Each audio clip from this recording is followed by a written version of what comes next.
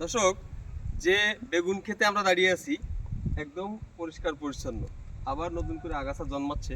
কিন্তু আমি যে বিষয়টা বলবো এটা হচ্ছে, বেগুন চাষাবাদ যখন আপনি করবেন তখন এরকমই পরিষ্কার পরিচ্ছন্ন চাষাবাদ করতে হবে। আর এই অবস্থার আগেই আপনার জমিতে ফেরোমন ফাঁদ স্থাপন করতে হবে। আমি কৃষককে এই জমিটা নিজের উদ্যোগে পরিদর্শন করে কৃষককে ফেরোমন ফাঁদ ব্যবহারের পরামর্শ দিয়ে গেলাম। আপনি যদি এখনও ফেরোমন ফাঁদ ব্যবহার না করেন তাহলে কিন্তু এই গাছের মতো অবস্থার সৃষ্টি হবে। দেখেন এই গাছটা কিন্তু এই যে ডগাটা ঢলে গেছে। আমি এখন আপনাদেরকে দেখাবো কেন ঢলে গেল।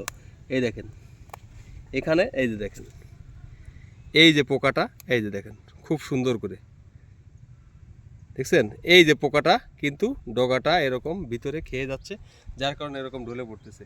এখন এখানে ফেরোমন ফাঁদ ব্যবহার করা অত্যন্ত জরুরি।